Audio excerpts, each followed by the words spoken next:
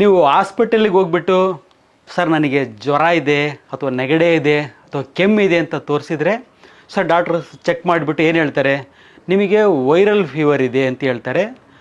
ನೆಗಡೆ ಕೆಮ್ಮಿನ ಮಾತ್ರೆ ಕೊಡೋದ್ರ ಜೊತೆಗೆ ನಿಮಗೊಂದು ಆ್ಯಂಟಿಬಯೋಟಿಕ್ ಕೂಡ ಬರ್ದು ಕೊಡ್ತಾರೆ. ಆಲ್ಮೋಸ್ಟ್ 99% ಇದೇ ಮಾಡೋದು. ಅದ್ರ ಜೊತೆಗೆ ಇಲ್ಲ ಅಂತಂದರೆ ಅಕಸ್ಮಾತ್ ನೀವು ಮೆಡಿಕಲ್ ಸ್ಟೋರಿಗೆ ಈಗ ಹೇಗಾಗಿದೆ, ನೀವೇನಾದರೂ ಮೆಡಿಕಲ್ ಸ್ಟೋರಿಗೆ ಹೋಗ್ಬಿಟ್ಟು ನೆಗಡೆ ಅಥವಾ ಕೆಮ್ಮು ಅಥವಾ ಜ್ವರ ಅಂತಂದರೆ ಅವರು ಕೂಡ ಒಂದು ಆ್ಯಂಟಿಬಯೋಟಿಕ್ ಕೊಡೋ ಮಟ್ಟಕ್ಕೆ ಆಗೋಗ್ಬಿಟ್ಟಿದೆ.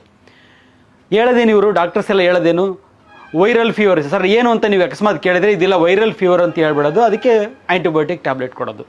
ಏನಿದು ವೈರಲ್ ಫೀವರ್ ಅಂದರೆ ಏನು? ವೈರಲ್ ಫೀವರ್ ಅಂತಂದರೆ ವೈರಸ್ ನಮ್ಮ ದೇಹವನ್ನು ಸೇರಿಬಿಟ್ಟು ಇನ್ಫೆಕ್ಷನ್ ಮಾಡಿಬಿಟ್ಟು ಲಕ್ಷಣಗಳನ್ನು ಸಿಂಪ್ಟಮ್ಸ್ನ ಪ್ರೊಡ್ಯೂಸ್ ಮಾಡುತ್ತೆ. ಏನಂದರೆ ಜ್ವರ ಬರುತ್ತೆ, ನೆಗಡೆ ಬರುತ್ತೆ, ಕೆಮ್ಮು ಬರುತ್ತೆ, ತುಂಬ ಹೈ ಫೀವರ್ ಎಲ್ಲ ಇರುತ್ತೆ. ಇದು ವೈರಲ್ ಇನ್ಫೆಕ್ಷನ್ನ ಸಿಂಪ್ಟಮ್ಸು. ಟ್ರೀಟ್ಮೆಂಟ್ ಅಂತ ಹೇಳೋದಾದರೆ ಸಿಂಪ್ಟಮ್ಯಾಟಿಕ್ ಟ್ರೀಟ್ಮೆಂಟ್ ಅಂದರೆ ಲಕ್ಷಣಗಳೇನಿರ್ತಾವಲ್ಲ ಅದಕ್ಕಷ್ಟೇ ಮಾತ್ರೆ ಕೊಡೋದು. ಜ್ವರ ಇದ್ದರೆ ಜ್ವರದ ಮಾತ್ರೆ, ನೆಗಡೆ ಇದ್ದರೆ ನೆಗಡೆ ಮಾತ್ರೆ, ಕೆಮ್ಮಿದ್ದರೆ ಕೆಮ್ಮಿನ ಮಾತ್ರೆ 3 ರಿಂದ 5 ದಿವಸದ ತನಕ ತೊಗೊಳ್ಳೋವಂಥದ್ದು. ವೈರಸ್ಗೆ ಅಂತೇಳಿ ಯಾವುದೇ ಒಂದು ಸ್ಪೆಸಿಫಿಕ್ ಆದ ಮೆಡಿಸಿನ್ ಇಲ್ಲ. ಇದುವರೆಗೆ ವೈರಸ್ನ ಕೊಲ್ಲಿಕ್ಕೆ ಅಂತ ಒಂದು ಮೆಡಿಸಿನ್ ಸಿಗಲ್ಲ. ವೈರಸ್ ಸಾಯೋದು ಹೇಗೆ ಸಾಯುತ್ತೆ ಅಂತಂದರೆ ನಮ್ಮ ದೇಹದಲ್ಲಿ ಆ್ಯಂಟಿಬಾಡೀಸ್ ಪ್ರೊಡ್ಯೂಸ್ ಆಗಿಬಿಟ್ಟು ಅದರಿಂದ ವೈರಸ್ ಸಾಯ್ತಾ ಇರ್ತದೆ. ಸರಿ, ಇದು ವೈರಲ್ ಇನ್ಫೆಕ್ಷನ್ ಬಗ್ಗೆ. ಸರಿ, ಮತ್ತು ಇದು ಆ್ಯಂಟಿಬಯೋಟಿಕ್ ಕೊಡ್ತಾರಲ್ಲ, ಏನಿದೆ ಆ್ಯಂಟಿಬಯೋಟಿಕ್ ಯಾವ ರೀತಿ ಯೂಸ್ ಆಗುತ್ತೆ? ಆ್ಯಂಟಿಬಯೋಟಿಕ್ ಯೂಸ್ ಆಗೋದು ಬ್ಯಾಕ್ಟೀರಿಯಾನ ಸಾಯಿಸಲಿಕ್ಕೆ. ಸೊ ವೈರಸ್ ಮೇಲೆ ಯಾವುದೇ ರೀತಿಯ ಕೆಲಸವನ್ನು ಈ ಆ್ಯಂಟಿಬಯೋಟಿಕ್ ಮಾಡೋದಿಲ್ಲ. ಆ್ಯಂಟಿಬಯೋಟಿಕ್ ಅಲ್ಲದು ಕೇವಲ ಬ್ಯಾಕ್ಟೀರಿಯಾನ. ಇಲ್ಲೇನು ವೈರಲ್ ಇನ್ಫೆಕ್ಷನ್ನು ಆದರೂ ಕೂಡ ಈ ಆ್ಯಂಟಿಬಯೋಟಿಕ್ನ ಕೊಡ್ತಾರೆ. ಅದರಲ್ಲಂತೂ ಈಗ ಕೋವಿಡ್ ಅಂತ ಏನು ಬಂದೋಯ್ತಲ್ಲ, ಆ ಕೋವಿಡ್ ಸಮಯದಲ್ಲಂತೂ ಆ್ಯಂಟಿಬಯೋಟಿಕ್ ಅನ್ನೋದನ್ನು ಹೆಚ್ಚು ಕಡಿಮೆ ಪ್ರತಿಯೊಬ್ಬರಿಗೂ ಕೊಟ್ಬಿಟ್ರು. ವೈರಲ್ ಪಾಸಿಟಿವ್ ಇರಲಿ ನೆಗೆಟಿವ್ ಇರಲಿ, ಸುಮ್ಮನೆ ಒಂದು ಆ್ಯಂಟಿಬಯೋಟಿಕ್. ವೈರಲ್ ಇನ್ಫೆಕ್ಷನ್ ಅಂತ ಗೊತ್ತಿದ್ರು, ಇದು ಕೆಲಸ ಮಾಡಲ್ಲ ಅಂತ ಗೊತ್ತಿದ್ರು ಕೂಡ ಪ್ರತಿಯೊಬ್ಬ ಪೇಷಂಟಿಗೆ ಕೂಡ ಆ್ಯಂಟಿಬಯೋಟಿಕ್ ಕೊಡ್ತಕ್ಕಂಥ ಕೆಲಸ, ಅದರಲ್ಲೂ ಕೂಡ ಅಜಿಥ್ರೋಮೈಸಿನ್ ಅನ್ನೋ ಟ್ಯಾಬ್ಲೆಟ್ನ ಕಿಟ್ ರೂಪದಲ್ಲಿ ಪ್ರತಿಯೊಬ್ಬರಿಗೂ ತಲುಪಿಸ್ಬಿಟ್ರು. ಯಾವುದೇ ರೀತಿ ಕೆಲಸ ಮಾಡಲ್ಲ ಸ್ಟಿಲ್, ಆದರೂ ಕೂಡ ಇದನ್ನು ಕೊಡ್ತಕ್ಕಂಥ ಕೆಲಸ ಆಯಿತು. ಅಜಿಥ್ರೋಮೈಸಿನ್ ಟ್ಯಾಬ್ಲೆಟನ್ನು ಸೇಲ್ ಮಾಡಿ ಕಂಪ್ನಿಗಳು ಸಾವಿರಾರು ಕೋಟಿ ರೂಪಾಯಿ ದುಡ್ಡನ್ನು ಮಾಡಿಕೊಂಡ್ವು ಈ ಒಂದು ಕೋವಿಡ್ ಸಮಯದಲ್ಲಿ. ಸರಿ, ವೈರಲ್ ಇನ್ಫೆಕ್ಷನ್ನು ಆ್ಯಂಟಿಬಯೋಟಿಕ್ ಅನ್ನೋದು ಯಾವುದೇ ರೀತಿಯ ಕೆಲಸ ಮಾಡಲ್ಲ ಅನ್ನೋದು ಇದು ಯಾವ ರೀತಿ ಇದೆ ಅಂತ ಅನ್ನೋದಾದರೆ, ಆ ವೈರಲ್ ಇನ್ಫೆಕ್ಷನಲ್ಲಿ ಆ್ಯಂಟಿಬಯೋಟಿಕ್ ಕೊಡೋದು ಹೇಗೆ ಅಂದರೆ, ಈ ಒಂದು ಗಾದೆ ಹೇಳ್ತಾರೆ ನಮ್ಮಲ್ಲಿ, ಎತ್ತಿಗೆ ಜ್ವರ ಬಂದರೆ ಎಮ್ಮೆಗೆ ಬರೆ ಹಾಕಿದ್ರು ಅಂತಾರಲ್ಲ, ಆ ರೀತಿ ವೈರಲ್ ಇನ್ಫೆಕ್ಷನ್ನು ಆ್ಯಂಟಿಬಯೋಟಿಕ್ ಯಾವುದೇ ಕೆಲಸ ಮಾಡಲ್ಲ, ಆದರೂ ಕೂಡ ಕೊಡ್ತಕ್ಕಂಥ ಕೆಲಸ. ಇದೇನಂದರೆ ಆ್ಯಕ್ಚುಲಿ ಹೇಳಬೇಕು ಅನ್ನೋದಂದರೆ, ಈ ವೈರಲ್ ಇನ್ಫೆಕ್ಷನಲ್ಲಿ ಕೊಡ್ತಕ್ಕಂಥ ಆ್ಯಂಟಿಬಯೋಟಿಕ್ಕು ಇದೊಂದು ಪ್ಯೂರ್ಲಿ ಇದೊಂದು ಬಿಸ್ನೆಸ್. ಅದು ಬಿಟ್ಟು ಇನ್ನೇನೇ ಯಾವುದೇ ರೀತಿಯ ಒಂದು ಸಹಾಯ ಮಾಡಲ್ಲ.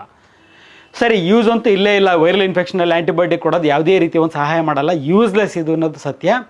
ಹಾಗಿದ್ರೆ ತೊಂದರೆ ಏನಾದರೂ ಇದೆಯಾ? ಯೂಸ್ ಇಲ್ಲ ಅಂತೀರಾ ಅಂದರೆ ತೊಂದರೆ ಏನಾದರೂ ಇರ್ಬೋದಾ ಇಲ್ವಾ ಅನ್ನೋ ಪ್ರಶ್ನೆ ಇದ್ದೇ ಇರ್ತದೆ. 100%, 200% ಹೇಳ್ತೀನಿ, ಅನವಶ್ಯಕವಾಗಿ ವೈರಲ್ ಇನ್ಫೆಕ್ಷನಲ್ಲಿ ನಾವು ಈ ಒಂದು ಆ್ಯಂಟಿಬಯೋಟಿಕ್ ತೊಗೊಳ್ಳೋದು 200% ನಮಗೆ ತೊಂದರೆ ಮಾಡುತ್ತೆ. ಯಾವ ರೀತಿ ತೊಂದರೆ ಮಾಡುತ್ತೆ ಅಂತ ನೋಡೋದಾದರೆ, ನೋಡಿ, ನಮ್ಮ ದೇಹದಲ್ಲಿ ಹೊಟ್ಟೆ ಒಳಗಡೆ ಇಂಟೆಸ್ಟೈನ್ನಲ್ಲಿ ಬ್ಯಾಕ್ಟೀರಿಯಾಗಳು ಇರ್ತವೆ. ಇಂಟೆಸ್ಟೈನಲ್ ಫ್ಲೋರಾ, ನಾರ್ಮಲ್ ಫ್ಲೋರಾ ಅಂತ ಕರಿತೀವಿ ಇದನ್ನು. ಇದು ನಮ್ಮ ದೇಹದಲ್ಲಿ ಇರ್ತಕ್ಕಂಥ ಬ್ಯಾಕ್ಟೀರಿಯಾ. ಇದು ನಮ್ಮ ಜೊತೆಗೆ ಇದ್ದುಕೊಂಡು ನಮಗೆ ಯಾವುದೇ ರೀತಿ ಇನ್ಫೆಕ್ಷನ್ ಮಾಡ್ದಲೇ ನಮ್ಮ ಆರೋಗ್ಯವನ್ನು ಕಾಪಾಡ್ತಕ್ಕಂಥ, ಅಂದರೆ ನಮ್ಮ ಫ್ರೆಂಡ್ ಥರ ನಮ್ಮ ಜೊತೆಗೆ ಇದ್ಬಿಟ್ಟು ನಮ್ಮ ಆರೋಗ್ಯವನ್ನು ಕಾಪಾಡ್ತಕ್ಕಂಥ ಒಳ್ಳೆಯ ರೀತಿಯ ಬ್ಯಾಕ್ಟೀರಿಯಾಗಳು ಇವು ನಮ್ಮ ಕರಳಲ್ಲಿರ್ತವೆ. ಸುಮಾರು ಹೇಳಬೇಕು ಅಂತಂದರೆ 400ಕ್ಕಿಂತ ಹೆಚ್ಚಿಗೆ ವೆರೈಟಿಯ ಬ್ಯಾಕ್ಟೀರಿಯಾಗಳು ನಮ್ಮ ಕರಳಲ್ಲಿರ್ತವೆ. ಇದು ಗುಡ್ ಬ್ಯಾಕ್ಟೀರಿಯಾ, ಯಾವುದೇ ರೀತಿ ತೊಂದರೆ ಮಾಡಲ್ಲ, ಬಟ್ ಸಹಾಯ ಮಾಡುತ್ತೆ, ನಮ್ಮ ಆರೋಗ್ಯ ಕಾಪಾಡಿಕೊಳ್ಳಿಕ್ಕೆ ಸಹಾಯ ಮಾಡುತ್ತೆ. ಸರಿ, ಯಾವ್ಯಾವ ರೀತಿಯ ಸಹಾಯ ಮಾಡುತ್ತೆ ಈ ಒಂದು ಕರಳಲ್ಲಿರ್ತಕ್ಕಂಥ ನಾರ್ಮಲ್ ಬ್ಯಾಕ್ಟೀರಿಯಾಗಳು ಅಂತ ನೋಡೋದಾದರೆ, ಮೊದಲನೇದಾಗಿ ಇವು ಎನ್ಸೈಮ್ಸ್ನ ಉತ್ಪತ್ತಿ ಮಾಡ್ತವೆ. ನಮ್ಮ ದೇಹದಲ್ಲಿ ಹೊಟ್ಟೆನಲ್ಲಿ ಎನ್ಸೈಮ್ಸನ್ನು ಉತ್ಪತ್ತಿ ಮಾಡಿಬಿಟ್ಟು ಡೈಜೆಷನ್ಗೆ, ನಾವು ತಿಂದಂಥ ಆಹಾರ ಜೀರ್ಣ ಆಗಲಿಕ್ಕೆ ಸಹಾಯ ಮಾಡ್ತವೆ. ಕಾರ್ಬೋಹೈಡ್ರೇಟ್ಸು, ಪ್ರೋಟೀನ್ಸ್, ಫ್ಯಾಟ್ ಇದೆಲ್ಲ ಇದಷ್ಟು ಜೀರ್ಣ ಆಗಲಿಕ್ಕೆ ಸಹಾಯ ಮಾಡುತ್ತೆ ಎನ್ಸೈಮ್ಸನ್ನು ಪ್ರೊಡ್ಯೂಸ್ ಮಾಡಿ. ಒಂದನೇದಾಗಿ. ಎರಡನೇದಾಗಿ ಏನು ಮಾಡಂದರೆ, ತುಂಬ ಮುಖ್ಯವಾಗಿ ಬೇಕಾಗಿರ್ತಕ್ಕಂಥ ಅನೇಕ ವಿಟಮಿನ್ಗಳನ್ನು ಉತ್ಪತ್ತಿ ಮಾಡುತ್ತೆ ಇದೊಂದು ಬ್ಯಾಕ್ಟೀರಿಯಾ. ನಮ್ಮ ಕರಳಲ್ಲಿರ್ತಕ್ಕಂಥ ಬ್ಯಾಕ್ಟೀರಿಯಾಗಳು, ಇಂಟೆಸ್ಟೈನಲ್ ಫ್ಲೋರಾಗಳು ಯಾವ ವಿಟಮಿನ್ ಅಂತ ನೋಡೋದಾದರೆ, ವಿಟಮಿನ್ ಕೆ ಉತ್ಪತ್ತಿ ಆಗುತ್ತೆ, ವಿಟಮಿನ್ B12 ಉತ್ಪತ್ತಿ ಆಗುತ್ತೆ. ನೋಡಿ, ವಿಟಮಿನ್ B12 ಡೆಫಿಷಿಯನ್ಸಿ, ಪ್ರತಿಯೊಬ್ಬರಲ್ಲೂ ವಿಟಮಿನ್ B12 ಡೆಫಿಷಿಯನ್ಸಿ ಅಂತ ಇರ್ತೀವಿ. ಈ ಒಂದು ಬ್ಯಾಕ್ಟೀರಿಯಾ, ನಮ್ಮ ಕರಳಲ್ಲಿರ್ತಕ್ಕಂಥ ಒಂದು ಒಳ್ಳೆಯ ಬ್ಯಾಕ್ಟೀರಿಯಾ ನಮ್ಮ ದೇಹದಲ್ಲಿ ವಿಟಮಿನ್ B12 ಉತ್ಪತ್ತಿ ಆಗಲಿಕ್ಕೆ ಸಹಾಯ ಮಾಡುತ್ತೆ. ಬಯೋಟಿನ್ ಅಂತಕ್ಕಂಥ ವಿಟಮಿನ್ ಉತ್ಪತ್ತಿ ಆಗಲಿಕ್ಕೆ ಸಹಾಯ ಮಾಡುತ್ತೆ. ಥಯಾಮೈನ್ ಮತ್ತು ಫೋಲಿಕ್ ಆ್ಯಸಿಡ್ ಕೂಡ ನಮ್ಮ ದೇಹದಲ್ಲಿ ಉತ್ಪತ್ತಿ ಆಗಲಿಕ್ಕೆ ಇದು ಸಹಾಯ ಮಾಡುತ್ತೆ. ಎರಡನೇದಾಗಿ. ಮೂರನೇದಾಗಿ ಏನು ಮಾಡುತ್ತೆ ಅಂತಂದರೆ, ಪ್ರಿವೆಂಟ್ಸ್ ಇನ್ಫೆಕ್ಷನ್. ನೋಡಿ, ಕರಳಲ್ಲಿ ಈ ಒಂದು ಆರೋಗ್ಯ ಕಾಪಾಡ್ತಕ್ಕಂಥ ಬ್ಯಾಕ್ಟೀರಿಯಾ ನಮ್ಮ ಕರಳಲ್ಲಿದ್ದಾಗ ಬೇರೆ ರೀತಿಯ ಬ್ಯಾಕ್ಟೀರಿಯಾ ನಮ್ಮ ಊಟದ ಮುಖಾಂತರ ಅಥವಾ ನೀರಿನ ಮುಖಾಂತರ ನಮ್ಮ ದೇಹ ಸೇರಿ ಕರಳಿಗೆ ಹೋಯ್ತು ಅಂತಂದರೆ, ಆ ಬೇರೆ ಡೇಂಜರಸ್ ಬ್ಯಾಕ್ಟೀರಿಯಾ ಏನಿರ್ತಲ್ಲ ಅದು ಕುತ್ಕೊಳ್ಳಿಕ್ಕೆ ಜಾಗನೇ ಬಿಟ್ಕೊಡಲ್ಲ. ಈ ನಾರ್ಮಲ್ ಆಗಿರ್ತಕ್ಕಂಥ ನಮಗೆ ಆರೋಗ್ಯ ಕಾಪಾಡ್ತಕ್ಕಂಥ ಬ್ಯಾಕ್ಟೀರಿಯಾ ಕರಳಲ್ಲಿ ಇರೋದ್ರಿಂದ ಬೇರೆ ಬ್ಯಾಕ್ಟೀರಿಯಾ ಬಂದರೆ ಅಲ್ಲಿ ಕುತ್ಕೊಳ್ಳಿಕ್ಕೆ ಅವಕಾಶನೇ ಸಿಗಲ್ಲ, ಪ್ಲೇಸ್ ಸಿಗಲ್ಲ, ಅದು ನಮ್ಮ ದೇಹನ ಬಿಟ್ಟು ಹೋಗ್ಬೇಕಾಗುತ್ತೆ. ಆ ಪೆಥೋಜನ್ಸ್ ಏನಂತೀವಲ್ಲ, ಆ ಒಂದು ಡೇಂಜರಸ್ ಬ್ಯಾಕ್ಟೀರಿಯಾ ಸೆಟ್ಲಾಗಲಿಕ್ಕೆ, ನಮ್ಮ ದೇಹದಲ್ಲಿ ಸೆಟ್ಲಾಗಲಿಕ್ಕೆ ಅವಕಾಶನೇ ಮಾಡಿಕೊಡಲ್ಲ. ಸೊ ಮೂರನೇದಾಗಿ ಅದು. ಸೊ ನಾಲ್ಕನೇದಾಗಿ ಏನು ಮಾಡುತ್ತೆ ಅಂತಂದರೆ ಫೈಬರ್ ಡೈಜೆಷನಿಗೆ ಹೆಲ್ಪ್ ಮಾಡುತ್ತೆ. ನಾವು ತಿಂದಂಥ ಆಹಾರದಲ್ಲಿ ಫೈಬರ್ ಇರಬೇಕು ಅಂತ ಹೇಳ್ತೀವಿ, ಫೈಬರ್ ತುಂಬ ಆರೋಗ್ಯಕರ ಅಂತ ಹೇಳ್ತೀವಿ. ಬಟ್ ತಿಂದಂಥ ಫೈಬರು ನಮ್ಮ ದೇಹ ಸೇರಿದ ಮೇಲೆ ಅದು ಜೀರ್ಣ ಆದರೆ ಮಾತ್ರ ಅದು ನಮಗೆ ಅನುಕೂಲ ಆಗೋಂಥದ್ದು. ಸೊ ನೋಡಿ, ಆ ಒಂದು ಫೈಬರ್ ಡೈಜೆಸ್ಟ್ ಆಗಿ ನಮಗೆ ಹೆಲ್ಪ್ ಆಗಲಿಕ್ಕೂ ಕೂಡ ಈ ಒಂದು ನಾರ್ಮಲ್ ಫ್ಲೋರಾ, ನಮ್ಮ ಕರಳಲ್ಲಿರ್ತಕ್ಕಂಥ ಬ್ಯಾಕ್ಟೀರಿಯಾ ಹೆಲ್ಪ್ ಮಾಡುತ್ತೆ. ಅದನ್ನು ಡೈಜೆಸ್ಟ್ ಮಾಡಿ, ಅಂದರೆ ಫೈಬರ್ನ ಡೈಜೆಸ್ಟ್ ಮಾಡಿ ಶಾರ್ಟ್ ಚೈನ್ ಫ್ಯಾಟಿ ಆ್ಯಸಿಡ್ಸ್ ಉತ್ಪತ್ತಿ ಆಗುತ್ತೆ. ಫೈಬರ್ ಅನ್ನೋದು ಬ್ಯಾಕ್ಟೀರಿಯಾದಿಂದ ಡೈಜೆಸ್ಟ್ ಆಗಿಬಿಟ್ಟು ಫ್ಯಾಟಿ ಆ್ಯಸಿಡಾಗಿ ಕನ್ವರ್ಟ್ ಆಗುತ್ತೆ. ಈ ಒಂದು ಶಾರ್ಟ್ ಚೈನ್ ಫ್ಯಾಟಿ ಆ್ಯಸಿಡ್ ಏನಂತಲ್ಲ, ಇದು ಎಷ್ಟು ಅನುಕೂಲ ಮಾಡುತ್ತೆ ನಮಗೆ ಅಂತ ಅಂದರೆ, ಏನೇನನ್ನು ಪ್ರಿವೆಂಟ್ ಮಾಡ್ತಿದ್ದು ಅಂತಂದರೆ, ಒಂದನೇದಾಗಿ ಡಯಾಬಿಟಿಸನ್ನು ಕಂಟ್ರೋಲ್ ಮಾಡುತ್ತೆ, ಡಯಾಬಿಟಿಸನ್ನು ಪ್ರಿವೆಂಟ್ ಮಾಡುತ್ತೆ. ನೋಡಿ, ಈಗ ಫೈಬರ್ ಇದ್ದರೆ ಡಯಾಬಿಟಿಸ್ ಕಂಟ್ರೋಲ್ ಆಗುತ್ತೆ, ಡಯಾಬಿಟಿಸ್ ಪ್ರಿವೆಂಟ್ ಆಗುತ್ತೆ ಅಂತಲ್ಲ, ಅದು ಈ ಒಂದು ಬ್ಯಾಕ್ಟೀರಿಯಾದ ಮುಖಾಂತರ ಆಗೋದಕ್ಕಂಥದ್ದು. ಡಯಾಬಿಟಿಸ್ ಕಂಟ್ರೋಲ್ ಆಗುತ್ತೆ. ಎರಡನೇದಾಗಿ ಹಾರ್ಟ್ ಡಿಸೀಸಸ್ ಕಂಟ್ರೋಲ್ ಮಾಡಬಹುದು, ಹಾರ್ಟ್ ಡಿಸೀಸಸ್ನ, ಹೃದಯಾಘಾತವನ್ನೇ ನಾವು ತಪ್ಪಿಸ್ಬೋದು. ಸೊ ಮೂರನೇದಾಗಿ ಒಬೆಸಿಟಿ, ಅಂದರೆ ಅತಿ ಹೆಚ್ಚಾದ ವೆಯ್ಟ್, ತೂಕ ಜಾಸ್ತಿ ಆಗೋದನ್ನು ಕಡಿಮೆ ಮಾಡಿ ವೆಯ್ಟ್ ಲಾಸ್ ಆಗ್ಲಿಕ್ಕೆ ಕೂಡ ಸಹಾಯ ಮಾಡುತ್ತೆ. ತುಂಬ ಇಂಪಾರ್ಟೆಂಟ್ ಅಂತಂದರೆ ಕ್ಯಾನ್ಸರ್, ಇಂಟೆಸ್ಟೈನಲ್ ಕ್ಯಾನ್ಸರ್, ಕರಳಲ್ಲಿ ಆಗ್ತಕ್ಕಂಥ ಒಂದು ಕ್ಯಾನ್ಸರ್ನು ಕೂಡ ತಡೆಗಟ್ಟಲಿಕ್ಕೆ ಈ ಒಂದು ಬ್ಯಾಕ್ಟೀರಿಯಾಗಳು ಈ ಫ್ಯಾಟಿ ಆ್ಯಸಿಡ್ ಮುಖಾಂತರ, ಶಾರ್ಟ್ ಚೈನ್ ಫ್ಯಾಟಿ ಆ್ಯಸಿಡ್ ಮುಖಾಂತರ ಸಹಾಯ ಮಾಡುತ್ತೆ. ಸೊ ನೆಕ್ಸ್ಟ್ ಐದನೇದಾಗಿ ಇದರಿಂದ ಆಗ್ತಕ್ಕಂಥ ಅನುಕೂಲ, ಐದನೇ ಅನುಕೂಲ ಏನಂತಂದರೆ ಇಮ್ಯುನಿಟಿನ ಇಂಪ್ರೂವ್ ಮಾಡುತ್ತೆ ನಮ್ಮ ದೇಹದಲ್ಲಿ. ನೋಡಿ, ಯಾವುದೋ ಒಂದು ಮೆಡಿಸಿನ್ ತೊಗೊಂಡು ನಾವು ಯಾವುದೇ ಕಾರಣಕ್ಕೂ ಇಮ್ಯುನಿಟಿನ ಇಂಪ್ರೂವ್ ಮಾಡೋಕ್ಕಾಗಲ್ಲ. ವಿಟಮಿನ್ ಸಿ ತೊಗೊಳ್ಳಿ, ಜಿಂಕ್ ತೊಗೊಳ್ಳಿ ಅಂತೇಳಿ ಬಿಸ್ನೆಸ್ ಮಾಡಿದ್ರಲ್ಲ, ಅದು ಯಾವುದರಿಂದನೂ ನಮ್ಮ ಇಮ್ಯುನಿಟಿ ಇಂಪ್ರೂವ್ ಆಗಲ್ಲ. ನಮ್ಮ ದೇಹದಲ್ಲೇ ಇರ್ತಕ್ಕಂಥ ಈ ಒಂದು ನಾರ್ಮಲ್ ಬ್ಯಾಕ್ಟೀರಿಯಾಗಳು, ಆರೋಗ್ಯ ಕಾಪಾಡ್ತಕ್ಕಂಥ ಬ್ಯಾಕ್ಟೀರಿಯಾಗಳು ಇಮ್ಯುನಿಟಿ ಲೆವೆಲನ್ನು ಜಾಸ್ತಿ ಮಾಡುತ್ತೆ. ಇದಿಷ್ಟು ಅನುಕೂಲಗಳು ಈ ಒಂದು ನಮ್ಮ ಕರಳಲ್ಲಿರ್ತಕ್ಕಂಥ ನಾರ್ಮಲ್ ಬ್ಯಾಕ್ಟೀರಿಯಾದಿಂದ ಆಗುತ್ತೆ.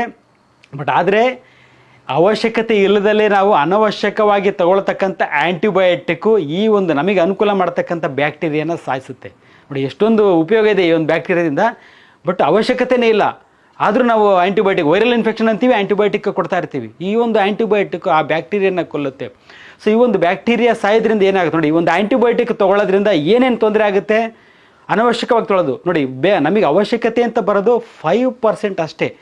ಏನು ಜನರಿಗೆ ಆ್ಯಂಟಿಬಯೋಟಿಕ್ ಕೊಡ್ತಾರಲ್ಲ, ಅದರಲ್ಲಿ 5% ಜನಕ್ಕೆ ಮಾತ್ರ ಒಂದು ಅವಶ್ಯಕತೆ ಇರುತ್ತೆ. ಇನ್ನು 95% ಜನಕ್ಕೆ ಯಾವುದೇ ಕಾರಣಕ್ಕೂ ಒಂದು ಆ್ಯಂಟಿಬಯೋಟಿಕ್ ಅವಶ್ಯಕತೆ ಇರಲ್ಲ. ಅಂಥವ್ರೆಲ್ಲ ಈ ಒಂದು ಆ್ಯಂಟಿಬಯೋಟಿಕ್ ಅನವಶ್ಯಕವಾಗಿ, ಆಮೇಲೆ ಪದೇ 15 ದಿವಸಕ್ಕೊಂದ್ಸಲ, ಈಗ ಜ್ವರ ಬಂದಿರುತ್ತೆ ಅಂತ ಆ್ಯಂಟಿಬಯೋಟಿಕ್ ಕೊಟ್ಟಿರ್ತಾರೆ, ಇನ್ನೊಂದು ವಾರ ಅದು 15 ದಿವಸ ಬಿಟ್ಟು ಮತ್ತೊಂದು ಸಲ ಜ್ವರ ಬಂತಂದರೆ ಮತ್ತೆ ಇನ್ನೊಂದು ಆ್ಯಂಟಿಬಯೋಟಿಕ್ ಹಾಕ್ತಾರೆ, ತಿಂಗಳು ಬಿಟ್ಟು ಮತ್ತೊಂದು ಆ್ಯಂಟಿಬಯೋಟಿಕ್ ಹಾಕ್ತಾರೆ. ಈ ಪದೇ ಆ್ಯಂಟಿಬಯೋಟಿಕ್ ತೊಗೊಂಡು ಏನೇನು ತೊಂದರೆ ಆಗುತ್ತೆ ಅಂತಂದರೆ, ಮೊದಲನೇದಾಗಿ ಇನ್ಫೆಕ್ಷನ್ ಜಾಸ್ತಿ ಆಗುತ್ತೆ. ನೋಡಿ, ನಾರ್ಮಲ್ ನಮ್ಮ ದೇಹ ಹೊಟ್ಟೆಲಿರ್ತಕ್ಕಂಥ ನಾರ್ಮಲ್ ಬ್ಯಾಕ್ಟೀರಿಯಾ ಯಾವಾಗ ಸಾಯ್ತಾವೋ, ಬೇರೆ ಬ್ಯಾಕ್ಟೀರಿಯಾಗಳು ನಮ್ಮ ದೇಹ ಸೇರಿಬಿಟ್ಟು ಇನ್ಫೆಕ್ಷನನ್ನು ಮಾಡ್ತವೆ. ಫ್ರೀಕ್ವೆಂಟಾಗಿ 15 ದಿವಸಕ್ಕೊಂದೊಂದು ಸಲ ಇನ್ಫೆಕ್ಷನ್ ಆಗ್ತಾ ಇರ್ತದೆ. ನೆಕ್ಸ್ಟು ಡಯಾಬಿಟಿಸ್ ಬರ್ತಕ್ಕಂಥ ಸಾಧ್ಯತೆ ಹೆಚ್ಚು. ಈ ಒಂದು ಆ್ಯಂಟಿಬಯೋಟಿಕ್ ತೊಗೊಳ್ಳೋದ್ರಿಂದ, ಪದೇ ಆ್ಯಂಟಿಬಯೋಟಿಕ್ ತೊಗೊಳ್ಳೋದ್ರಿಂದ ಡಯಾಬಿಟಿಸ್ ಜಾಸ್ತಿ ಆಗುತ್ತೆ. ಮುಂಚೆ ಎಲ್ಲ ಡಯಾಬಿಟಿಸ್ ಎಲ್ಲೋ ಅಪರೂಪಕ್ಕೆ ಕೇಳ್ತಾ ಇದ್ದಿದ್ದು, ಶ್ರೀಮಂತರಲ್ಲಿ ಅಷ್ಟೇ ಅಂತ ಇರ್ತಾ ಇದ್ದಿದ್ದು. ಈ ಸಲ ಈಗ ನೋಡಿದರೆ ಪ್ರತಿಯೊಬ್ಬರಲ್ಲೂ, ಬಡವರಲ್ಲೂ ಕೂಡ ಈ ಒಂದು ಡಯಾಬಿಟಿಸ್ ಬರ್ತಾ ಇದೆ. ಅಂದರೆ ಅದಕ್ಕೆ ಒಂದು ಮೇಜರ್ ಕಾರಣ ನಾನು ಹೇಳೋದು, ಪದೇ ಆಗಿ ನಾವು ತೊಗೊಳ್ತಕ್ಕಂಥ ಒಂದು ಆ್ಯಂಟಿಬಯೋಟಿಕ್, ಪದೇ ಡಾಕ್ಟರ್ಸ್ ಕೊಡ್ತಿರ್ತಕ್ಕಂಥ ಈ ಒಂದು ಆ್ಯಂಟಿಬಯೋಟಿಕ್ಕಿಂತ ಈಗ ಶುಗರ್ ಲೆವೆಲ್ ಜಾಸ್ತಿ ಆಗಿದೆ. ಪ್ರತಿಯೊಬ್ಬರಲ್ಲೂ ಶುಗರ್ ಕಾಣಿಸ್ಕೊಳ್ತಾ ಇದೆ. ನೆಕ್ಸ್ಟ್ ಏನಾಗುತ್ತೆ, ಇಮ್ಯುನಿಟಿ ಲೆವೆಲ್ ಕಮ್ಮಿ ಆಗುತ್ತೆ. ಈ ಒಂದು ಆ್ಯಂಟಿಬಯೋಟಿಕ್ ತೊಗೊಂಡು ನಾರ್ಮಲ್ ಬ್ಯಾಕ್ಟೀರಿಯಾ ಸತ್ತಾಗ, ಇದು ಇಮ್ಯುನಿಟಿನ ಇಂಪ್ರೂವ್ ಮಾಡ್ತಕ್ಕಂಥ ಬ್ಯಾಕ್ಟೀರಿಯಾ. ಯಾವಾಗ ಈ ಇಮ್ಯುನಿಟಿ ಇಂಪ್ರೂವ್ ಮಾಡ್ತಕ್ಕಂಥ ಬ್ಯಾಕ್ಟೀರಿಯಾಸ್ ಆಯ್ತವೋ, ಇಮ್ಯುನಿಟಿ ಲೆವೆಲ್, ನಮ್ಮ ದೇಹದಲ್ಲಿರ್ತಕ್ಕಂಥ ಇಮ್ಯುನಿಟಿ ಲೆವೆಲ್ ಕಡಿಮೆ ಆಗುತ್ತೆ. ಯಾವಾಗ ಇಮ್ಯುನಿಟಿ ಕಮ್ಮಿ ಆಗುತ್ತೆ, ಮತ್ತು ಏನು ಇನ್ಫೆಕ್ಷನ್ಗಳು ಜಾಸ್ತಿ ಆಗ್ತವೆ. ವಾರಕ್ಕೆ, 15 ದಿವಸಕ್ಕೆ, ತಿಂಗಳಿಗೆ ಒಂದೊಂದು ಸಲ ಜ್ವರ ಬರೋದು, ಕೆಮ್ಮು, ನೆಗಡಿ, ಕುರ ಎದೊಳೋದು, ಈ ರೀತಿ ಸಮಸ್ಯೆಗಳು ಜಾಸ್ತಿ ಆಗ್ತಾ ಹೋಗ್ತವೆ. ನೆಕ್ಸ್ಟು ರಿಮಟೈಡ್ ಆರ್ಥರೈಟಿಸ್, ತುಂಬ ಇಂಪಾರ್ಟೆಂಟ್ ಇದು. ಜಾಯಿಂಟ್ ಎಲ್ಲ ಪೇನು, ಆರ್ಥರೈಟಿಸ್ ಅಂತ ಹೇಳ್ಬಿಟ್ಟು ಮೂಳೆ ಡಾಕ್ಟರ್ ಹತ್ರ ಏನು ಚೆಕ್ ಮಾಡಿಸ್ತಾ ಇರ್ತಾರಲ್ಲ, ಇದಕ್ಕೂ ಒಂದು ಮೇಜರ್ ಕಾರಣ ನಾವು ತೊಗೊಳ್ತಕ್ಕಂಥ ಒಂದು ಆ್ಯಂಟಿಬಯೋಟಿಕ್, ಅತಿ ಹೆಚ್ಚಾಗಿ ತೊಗೊಳ್ತಕ್ಕಂಥ ಒಂದು ಆ್ಯಂಟಿಬಯೋಟಿಕ್. ನೆಕ್ಸ್ಟ್ ಥೈರಾಯ್ಡ್ ಕಾಯಿಲೆ ಕೂಡ ಬರ್ತಕ್ಕಂಥ ಸಾಧ್ಯತೆ ಹೆಚ್ಚು. ಅನವಶ್ಯಕವಾಗಿ ಅತಿ ಹೆಚ್ಚಾಗಿ ತೊಗೊಳ್ತಕ್ಕಂಥ ಆ್ಯಂಟಿಬಯೋಟಿಕ್ಕಿಂದ ಥೈರಾಯ್ಡ್ ಡಿಸೀಸಸ್, ಹೈಪೋಥೈರಾಯ್ಡಿಸಮ್ ಕೂಡ ಬರ್ತಕ್ಕಂಥ ಸಾಧ್ಯತೆ ಇರುತ್ತೆ. ವೆಯ್ಟ್ ಜಾಸ್ತಿ ಆಗುತ್ತೆ. ನೋಡಿ, ಫೈಬರ್ ಡೈಜೆಸ್ಟ್ ಆಗಿಬಿಟ್ಟು ವೆಯ್ಟ್ ರೆಡ್ಯೂಸ್ ಆಗಲಿಕ್ಕೆ ಹೆಲ್ಪ್ ಮಾಡ್ತವೆ ನಾರ್ಮಲಾಗಿ ನಮ್ಮ ಹೊಟ್ಟೆನಲ್ಲಿರ್ತಕ್ಕಂಥ ಬ್ಯಾಕ್ಟೀರಿಯಾ. ಯಾವಾಗ ನಾವು ಒಂದು ಆ್ಯಂಟಿಬಯೋಟಿಕ್ ತೊಗೊಂಡ್ಬಿಟ್ಟು ಈ ನಾರ್ಮಲ್ ಬ್ಯಾಕ್ಟೀರಿಯಾನ ಸಾಯಿಸ್ತೀವೋ, ವೆಯ್ಟ್ ಜಾಸ್ತಿಯಾಗಿ ಒಬೆಸಿಟಿ ಕೂಡ ಜಾಸ್ತಿ ಆಗ್ತಕ್ಕಂಥ ಸಾಧ್ಯತೆ ಇರುತ್ತೆ. ತುಂಬ ಇಂಪಾರ್ಟೆಂಟ್ ಆಗಿ ಏನಂದರೆ, ಇನ್ನು ಎರಡು ಏನಂದರೆ, ಒಂದು IBS ಅಂತೀವಿ, ಅಂದರೆ ಇರಿಟೇಬಲ್ ಬವೆಲ್ ಸಿಂಡ್ರೋಮ್ ಅಂತ ಹೇಳ್ಬಿಟ್ಟು, ಇದು ಈಗೀಗಂತ ಕಾಮನ್ ಡಿಸೀಸ್ ಆಗಿ ಹೋಗ್ಬಿಟ್ಟಿದೆ. ದಿನಕ್ಕೊಂದು 3-4 ಸಲ ಹೊಟ್ಟೆ ಹಿಂಡೋದು, ದಿನಕ್ಕೊಂದು 3-4 ಸಲ ಮೋಷನ್ ಹೋಗ್ತಾ ಇರೋದು, ಹೀಟ್ ಆಗುತ್ತೆ ಅಂತಾರೆ. ತಿಂಗ್ಳುಗಂಟ್ಲೆ ಸುಮಾರು ದಿವಸದಿಂದ ಈ ಸಮಸ್ಯೆ ಇದೆ, ಅಂತ ಹೇಳ್ತಾ ಇರ್ತಾರಲ್ಲ, ಅದಕ್ಕೂ ಒಂದು ಮೇಜರ್ ಕಾರಣ ನಾವು ತಗೊಳ್ತಕ್ಕಂಥ ಆ್ಯಂಟಿಬಯೋಟಿಕ್. ಅದ್ರ ಜೊತೆಗೆ ಕರಳಲ್ಲಿ ಕ್ಯಾನ್ಸರ್ ಆಗ್ತಕ್ಕಂಥ ಸಾಧ್ಯತೆನೇ ಹೆಚ್ಚು. ನೋಡಿ, ಕರಳ ಕ್ಯಾನ್ಸರ್ನ ಪ್ರಿವೆಂಟ್ ಮಾಡೋದು ಈ ನಾರ್ಮಲ್ ಬ್ಯಾಕ್ಟೀರಿಯಾ, ಹೊಟ್ಟೆಲಿರ್ತಕ್ಕಂಥ ನಾರ್ಮಲ್ ಬ್ಯಾಕ್ಟೀರಿಯಾ. ಯಾವಾಗ ನಾವು ಆ್ಯಂಟಿಬಯೋಟಿಕ್ ತೊಗೊಂಡು ನಾರ್ಮಲ್ ಬ್ಯಾಕ್ಟೀರಿಯನ ಸಾಯಿಸ್ತೀವೋ ಅವಾಗ ಈ ಕರಳಲ್ಲಾಗ್ತಕ್ಕಂಥ ಕ್ಯಾನ್ಸರ್ ಕಾಯಿಲೆ ಕೂಡ ಅತಿ ಹೆಚ್ಚಾಗುತ್ತೆ. ಸರಿ, ಯಾವ ರೀತಿ ಇದನ್ನು ಇಂಪ್ರೂವ್ ಮಾಡಬೇಕು? ಈ ಒಂದು ನಾರ್ಮಲ್ ಬ್ಯಾಕ್ಟೀರಿಯಾನ ಯಾವ ರೀತಿ ಬೆಳೆಸಬೇಕು? ನಾವು ಹೊಟ್ಟೆಲಿರ್ತಕ್ಕಂಥ ನಾರ್ಮಲ್ ಬ್ಯಾಕ್ಟೀರಿಯಾ, ಈಗ ನಾನು ಪದೇ ನಾನು ಆ್ಯಂಟಿಬಯೋಟಿಕ್ ತೊಗೊಂಡು ನಮ್ಮ ಡಾಕ್ಟ್ರು ಹೋದಾಗೆಲ್ಲ ಬರ್ಕೊಡ್ತಾ ಇದ್ರು, ಆ್ಯಂಟಿಬಯೋಟಿಕ್ ತೊಗೊಂಡು ನನ್ನ ಹೊಟ್ಟೆನಲ್ಲಿರ್ತಕ್ಕಂಥ ನಾರ್ಮಲ್ ಬ್ಯಾಕ್ಟೀರಿಯಾ ಎಲ್ಲ ಸತ್ತೋಗಿದ್ದಾವೆ. ಇದನ್ನು ಯಾವ ರೀತಿ, ಆ ಬ್ಯಾಕ್ಟೀರಿಯಾ ಯಾವ ರೀತಿ ಬೆಳೆಸ್ಬೇಕು, ಯಾವ ರೀತಿ ಇಂಪ್ರೂವ್ ಮಾಡಬೇಕು ಅಂತ ನೋಡೋದಾದರೆ, ಮೊದಲನೇದಾಗಿ ಫಸ್ಟು ಆ್ಯಂಟಿಬಯೋಟಿಕ್ ತೊಗೊಳ್ಳೋದನ್ನು ಸ್ಟಾಪ್ ಮಾಡಿ. ವೈರಲ್ ಫೀವರ್ ವಾರ ಆಗಲಿ ಕಂಟ್ರೋಲ್ ಆಗುತ್ತೆ. ಅದು ಸುಮ್ಮನೆ ಅನಾವಶ್ಯಕವಾಗಿ ಬರೆದು ಕೊಟ್ಟರು ತೊಗೊಳಕ್ಕೆ ಹೋಗ್ಬೇಡಿ. ಅನಾವಶ್ಯಕವಾಗಿ ನೀವೇ ಹೋಗಿ ಮೆಡಿಕಲ್ ಸ್ಟೋರ್ ಯಾವುದೇ ಕಾರಣಕ್ಕೂ ಒಂದು ಆ್ಯಂಟಿಬಯೋಟಿಕ್ನ ತೊಗೋಬೇಡಿ. ಮೊದಲನೇ ಪಾಯಿಂಟ್, ಅದು ಮೇಜರ್ ಥಿಂಗ್. ಅದು ಮಾಡಿದರೆ ಸಾಕು 50% ಕಂಟ್ರೋಲ್ ಆಗುತ್ತೆ. ಎರಡನೇದಾಗಿ ಫರ್ಮೆಂಟೆಡ್ ಫುಡ್ ತಿನ್ನಬೇಕಂದ್ರೆ, ಈ ಒಂದು ಮೊಸರನ್ನು ನೋಡಿ, ಹಾಲನ್ನು ಹೆಪ್ಪಾಕ್ಬಿಟ್ಟು ನಾವು ಮೊಸರನ್ನ ಏನು ಮಾಡ್ತೇವೆ, ಈ ಮೊಸರಿನಿಂದನೂ ಕೂಡ ಈ ಒಂದು ಬ್ಯಾಕ್ಟೀರಿಯಲ್ ಗ್ರೋತ್ ಆಗುತ್ತೆ. ಹಾಗಾಗಿ ಅತಿ ಹೆಚ್ಚಾಗಿ ಮೊಸರನ್ನು ಉಪಯೋಗಿಸಬೇಕು. ಸೊ ಮೂರನೇದಾಗಿ ಅತಿ ಹೆಚ್ಚಾದ ಒಂದು ವೆಜಿಟೇರಿಯನ್ ಫುಡ್ಡನ್ನು ಉಪಯೋಗಿಸಬೇಕು. ಸೊಪ್ಪು ತರಕಾರಿಗಳನ್ನು ಅತಿ ಹೆಚ್ಚಾಗಿ ಯೂಸ್ ಮಾಡಬೇಕು. ನಾನ್ ವೆಜ್ಜನ್ನು ಆಲ್ಮೋಸ್ಟ್ ಸ್ಟಾಪ್ ಮಾಡೋದು ಒಳ್ಳೆಯದು. ಈ ರೀತಿ IBS ಅಂತ ಸಮಸ್ಯೆ ಇದ್ದಾಗ, ಅತಿ ಹೆಚ್ಚಾಗಿ ಆ್ಯಂಟಿಬಯೋಟಿಕ್ ತೊಗೊಂಡು ನಮ್ಮ ಹೊಟ್ಟೆಲಿರ್ತಕ್ಕಂಥ ಬ್ಯಾಕ್ಟೀರಿಯಾ ಸತ್ತೋಗಿದ್ದಾವೆ ಅಂತ ಅನ್ನಿಸ್ದಾಗ, ಅತಿ ಹೆಚ್ಚಾಗಿ ನೀವು ಆ್ಯಂಟಿಬಯೋಟಿಕ್ ಯೂಸ್ ಮಾಡಿದ್ದೀರಾ ಅಂದರೆ ಸ್ವಲ್ಪ ದಿವಸ ಮಟ್ಟಿಗೆ, ಅಂದರೆ ಆದಷ್ಟು ಕಡಿಮೆ ಮಾಡೋದು ಒಳ್ಳೆಯದು ಅಥವಾ ಸ್ಟಾಪ್ ಮಾಡೋದು ಒಳ್ಳೆಯದು. ನಾನ್ ವೆಜ್ ಫುಡ್ಡನ್ನು ಸ್ಟಾಪ್ ಮಾಡಿಬಿಟ್ಟು ಪ್ಯೂರ್ಲಿ ವೆಜಿಟೇರಿಯನ್ ಫುಡ್ಡು, ಅದರಲ್ಲಿ ಯಥೇಚ್ಛವಾಗಿ ಸೊಪ್ಪು ಮತ್ತು ತರಕಾರಿಯನ್ನು ಉಪಯೋಗಿಸ್ಬೇಕು. ನೆಕ್ಸ್ಟ್ 4ನೇ ಪಾಯಿಂಟ್ ಏನು ಮಾಡಬೇಕು ಅಂತಂದರೆ, ಹೋಲ್ ಗ್ರೈನ್ಸ್ ಅಂದರೆ ಈ ಬೇಳೆಕಾಳುಗಳನ್ನು ಫುಲ್ ಇರಬೇಕಂದ್ರೆ ಕವರ್ ಇರ್ತಕ್ಕಂಥದ್ದು. ಈಗ ನೋಡಿ, ಅಕ್ಕಿಯನ್ನು ನಾವು ಪಾಲಿಷ್ ಮಾಡಿಬಿಟ್ಟು ತಿನ್ನೋದ್ರ ಬದಲು ಅನ್ಪಾಲಿಷ್ಡ್ ರೈಸ್ ತಿನ್ನೋದ್ರಿಂದ ಒಂದು. ಎರಡನೇದಾಗಿ ಒಂದು ಗೋಧಿಯನ್ನು ಉಪಯೋಗಿಸ್ಬೋದು, ಬಟ್ ಆದರೆ ನಾವು ಗೋಧಿ ಒಳಭಾಗದಲ್ಲಿರ್ತಕ್ಕಂಥ ಮೈದಾ ಉಪಯೋಗಿಸೋದನ್ನು ಸ್ಟಾಪ್ ಮಾಡಬೇಕು. ಕಂಪ್ಲೀಟ್ ಹೋಲ್ ಗ್ರೈನ್ಸ್, ಪೂರ್ಣವಾಗಿರ್ತಕ್ಕಂಥ ಬೇಳೆಕಾಳುಗಳನ್ನು ಉಪಯೋಗಿಸ್ಬೇಕು. ಪಾಲಿಷ್ ಆಗದೇ ಇರತಕ್ಕಂಥ ಅಕ್ಕಿಯನ್ನು ಉಪಯೋಗಿಸ್ಬೇಕು. ಮೈದಾವನ್ನು ಉಪಯೋಗಿಸೋದನ್ನು ನಿಲ್ಲಿಸಿ, ಬ್ರೆಡ್ಡು ಬನ್ನೆಲ್ಲ ತಿನ್ನೋದನ್ನು ನಿಲ್ಲಿಸಿ, ಮೈದಾ ಉಪಯೋಗಿಸೋದು, ಮೈದಾದಲ್ಲೇ ರೋಟಿ ಎಲ್ಲ ಮಾಡ್ತಾಯಿರ್ತಾರೆ, ಅದನ್ನು ಉಪಯೋಗಿಸೋದನ್ನು ನಿಲ್ಲಿಸಿ ಹೋಲ್ ವೀಟ್ ಚಪಾತಿಯನ್ನು ಯೂಸ್ ಮಾಡಿದ್ರು ಕೂಡ ಅನುಕೂಲ. ಈ 4 ಪಾಯಿಂಟ್ಸು ನೆನ್ಪಿಟ್ಕೊಳ್ಳಿ. ಒಂದನೇದಾಗಿ ಆ್ಯಂಟಿಬಯೋಟಿಕ್ 100% ಸ್ಟಾಪ್ ಮಾಡಿ. 10 ದಿವಸ ಆಗಲಿ ವೈರಲ್ ಫೀವರ್ ಕಡಿಮೆ ಆಗುತ್ತೆ. ಅದ್ರ ನಂತರ ಕಮ್ಮಿ ಆಗಿಲ್ಲ ಅಂತಂದರೆ ಬ್ಯಾಕ್ಟೀರಿಯಲ್ ಇನ್ಫೆಕ್ಷನ್ ಅಂತ ಸಸ್ಪೆಕ್ಟ್ ಮಾಡಿ ಆ್ಯಂಟಿಬಯೋಟಿಕ್ ತೊಗೋಬೇಕು. ಹೋಗ್ತಿದ್ದಾಗೆ ಜ್ವರ ಅಂತಿದ್ದಾಗೆ ಈ ಒಂದು ಆ್ಯಂಟಿಬಯೋಟಿಕ್ ತೊಗೊಳ್ಳೋದನ್ನು ಅವಾಯ್ಡ್ ಮಾಡಿ. ಫರ್ಮೆಂಟೆಡ್ ಅಂದರೆ ಮೊಸರನ್ನು ಹೆಚ್ಚಾಗಿ ಉಪಯೋಗಿಸಿ, ವೆಜಿಟೇರಿಯನ್ ಫುಡ್ಡನ್ನು ಯೂಸ್ ಮಾಡಿ, ಹೋಲ್ ಗ್ರೈನ್ಸ್ ಸಂಪೂರ್ಣವಾಗಿರ್ತಕ್ಕಂಥ ಬೇಳೆಕಾಳುಗಳನ್ನು ಯೂಸ್ ಮಾಡಿ. ಈ ರೀತಿ ಮಾಡಿದ ಪಕ್ಷದಲ್ಲಿ 6 ತಿಂಗಳಿಗಿಂತ ಹೆಚ್ಚಿಗೆ ಬೇಕಾಗುತ್ತೆ. ಈ ನಾವು ಡಯಟ್ ಇದೆಲ್ಲ ಫಾಲೋ ಮಾಡಿದರೂ ಕೂಡ ನಮ್ಮ ಹೊಟ್ಟೆನಲ್ಲಿರ್ತಕ್ಕಂಥ, ನಮ್ಮ ಕರಳಲ್ಲಿರ್ತಕ್ಕಂಥ ಬ್ಯಾಕ್ಟೀರಿಯಾ, ನಾರ್ಮಲ್ ಹೆಲ್ತಿ ಬ್ಯಾಕ್ಟೀರಿಯಾ ಬೇಕು ಅನ್ನೋದಾದರೆ 6 ತಿಂಗಳಿಗಿಂತ ಹೆಚ್ಚಾಗಿ ನಾವು ಈ ರೀತಿ ಒಂದು ಡಯಟನ್ನು ಫಾಲೋ ಮಾಡಿದ ಪಕ್ಷದಲ್ಲಿ ಮತ್ತು ಅಗೇನ್ ಸತ್ತೋಗಿರ್ತಕ್ಕಂಥ ನಾರ್ಮಲ್ ಬ್ಯಾಕ್ಟೀರಿಯಾಗಳು ಮತ್ತೆ ಗ್ರೋತ್ ಆಗಲಿಕ್ಕೆ ಸ್ಟಾರ್ಟ್ ಆಗುತ್ತೆ. ಏನಾಗ್ಬಿಟ್ಟಿದೆ, ಈ ಹಣದ ಆಸೆಗೆ ಆ್ಯಂಟಿಬಯೋಟಿಕ್ ಬರೆಯೋದು, ಆ್ಯಂಟಿಬಯೋಟಿಕ್ ವೈರಲ್ ಫೀವರು ಆದರೂ ಒಂದು ಆ್ಯಂಟಿಬಯೋಟಿಕ್ ಬರೆದು ಬಿಡೋದು, ಇದೆಲ್ಲ ಹಣದ ಆಸೆಗೋಸ್ಕರ, ಇನ್ನೇನೂ ಅಲ್ಲ. 5% ಅಷ್ಟೇ ಬೇಕಾಗಿರ್ತದೆ. ಬಟ್ ಅದೇ 95% ಜನಕ್ಕೆ ಅನವಶ್ಯಕವಾಗಿ ಒಂದು ಆ್ಯಂಟಿಬಯೋಟಿಕ್ ಬರೀತಕ್ಕಂಥ ಕೆಲಸ ಆಗ್ತಿದೆ. ಇದಾಗೋದ್ರಿಂದ ಏನಾಗುತ್ತೆ, ನಮ್ಮ ಆರೋಗ್ಯ ಹಾಳಾಗುತ್ತೆ, ಜನರ ಆರೋಗ್ಯ ಹಾಳಾಗ್ತಿರ್ತದೆ. ಸರಿ, ಇದನ್ನು ಹೇಗೆ ತಪ್ಪಿಸ್ಬೇಕು ನಾವು? ಆರೋಗ್ಯ ಹಾಳಾಗೋದನ್ನು ಯಾವ ರೀತಿ ತಪ್ಪಿಸಬೇಕು ಅನ್ನೋದಾದರೆ, ಆರೋಗ್ಯದ ಬಗ್ಗೆ ಮಾಹಿತಿ ತಿಳ್ಕೊಬೇಕು. ಆರೋಗ್ಯ ಅಂದರೆ ಏನು, ಆರೋಗ್ಯನ ಯಾವ ರೀತಿ ಕಾಪಾಡ್ಕೋಬೇಕು ಅನ್ನೋತಕ್ಕಂಥ ಒಂದು ಮಾಹಿತಿನ ತಿಳ್ಕೊಬೇಕು. ಪ್ರಶ್ನೆ ಮಾಡಿ, ನಾನು ಹೇಳ್ತಾ ಇರ್ತೀನಿ, ಹಾಸ್ಪಿಟ್ಲಿಗೆ ಬಂದು ಹೋಗ್ತಾರೆ, ಪ್ರಶ್ನೆ ಮಾಡಿ, ಸರ್ ವೈರಲ್ ಫೀವರ್ ಅಂತ ಅಂತಾರೆ, ವೈರಲ್ ಫೀವರ್ ಆದಮೇಲೆ ಆ್ಯಂಟಿಬಯೋಟಿಕ್ ಕೊಡ್ತಾರೆ. ಸರ್ ವೈರಲ್ ಫೀವರಿಗೆ ಆ್ಯಂಟಿಬಯೋಟಿಕ್ ಯಾಕೆ ಬೇಕು ಅನ್ನೋತಕ್ಕಂಥ ಒಂದು ಪ್ರಶ್ನೆ ಮಾಡಿ. ಸುಮ್ಮನೆ ಹೋಗಿ ಟೆಸ್ಟ್ ಮಾಡಿಸ್ಬಿಡಿ. 30 ವರ್ಷ ಆಯಿತು, 40 ವರ್ಷ ಆಯಿತು, ಟೆಸ್ಟ್ ಮಾಡಿಸಿ, ಯಾಕೋ ಶುಗರ್ ಬಾಡಿದೆ, ಎಲ್ಲ ಕಂಪ್ಲೀಟ್ ಬಾಡಿ ಚೆಕಪ್ ಮಾಡಿ. ಸರ್ ಯಾಕೆ ಬೇಕು, ಏನಕ್ಕೆ ಅವಶ್ಯಕತೆ ಇದೆ, ಯಾಕೆ ಅನವಶ್ಯಕವಾಗಿ ಮಾತ್ರೆ ಕೊಡ್ತೀರಿ, ಯಾಕೆ ಕೊಲೆಸ್ಟ್ರಾಲ್ ಅಂತೇಳಿ ಮಾತ್ರೆ ಕೊಡ್ತೀರಾ, ಯಾಕೆ ಡಯಟಲ್ಲಿ ಕಂಟ್ರೋಲ್ ಮಾಡಲಿಕ್ಕೆ ಹೇಳಲ್ಲ, ಯಾಕೆ ಶುಗರ್ನ ಟ್ಯಾಬ್ಲೆಟ್ ಇಲ್ದಲೇ ಕಂಟ್ರೋಲ್ ಮಾಡಲಿಕ್ಕೆ ಹೇಳಲ್ಲ ನೀವು ಅನ್ನತಕ್ಕಂಥ ಪ್ರಶ್ನೆ ಮಾಡ್ತಕ್ಕಂಥ ಕೆಲಸ ಮಾಡಬೇಕು. ಪ್ರತಿಯೊಬ್ಬರೂ ಈ ಕೆಲಸ ಮಾಡಬೇಕು. ಈಗ ಔಷಧಿ ಹೆಸರಲ್ಲಿ ಕಾಯಿಲೆ ತೊಗೊಳಕ್ಕೆ ಕೆಲಸ ಆಗ್ತಾಯಿದೆ. ಪ್ರತಿಯೊಂದು ಮಾತ್ರೆಗೂ ಕೂಡ ಒಂದು ಸೈಡ್ ಎಫೆಕ್ಟು, ಕಾಂಪ್ಲಿಕೇಶನ್ಸ್ ಅಂತ ಇರುತ್ತೆ. ನೋಡಿ, ನಾನು ಆ್ಯಂಟಿಬಯೋಟಿಕ್ ಹೇಳಿದೆ, ಇದೊಂದು ಆ್ಯಂಟಿಬಯೋಟಿಕ್ ಅನ್ನೋದು ಒಂದು ಮಾತ್ರೆ. ಈ ಮಾತ್ರೆಯಿಂದ ಎಷ್ಟೊಂದು ತೊಂದರೆ, ಆರೋಗ್ಯದಲ್ಲಿ ಎಷ್ಟೊಂದು ತೊಂದರೆ ಆಗ್ತಾಯಿದೆ, ಕ್ಯಾನ್ಸರ್ ತನಕ ಆಗ್ತಾಯಿದೆ, ಹಾರ್ಟ್ ಅಟ್ಯಾಕ್ ಕೂಡ ಆಗ್ತಾಯಿದೆ. ಹಾಗಾಗಿ ಯಾವುದೇ ರೀತಿ ಮಾತ್ರೆ ತೊಗೊಂಡ್ರೂ ಕೂಡ ಅದಕ್ಕೆ ಆದ ಅನೇಕ ಒಂದು ಅಡ್ಡ ಪರಿಣಾಮಗಳಿದ್ದೇ ಇರ್ತವೆ. ಹಾಗಾಗಿ ಆರೋಗ್ಯದ ಬಗ್ಗೆ ಮಾಹಿತಿ ತಿಳ್ಕೊಂಡು ಆರೋಗ್ಯವನ್ನು ಕಾಪಾಡ್ಕೊಳ್ಳೋಕೆ ಕೆಲಸ ಮಾಡಿ.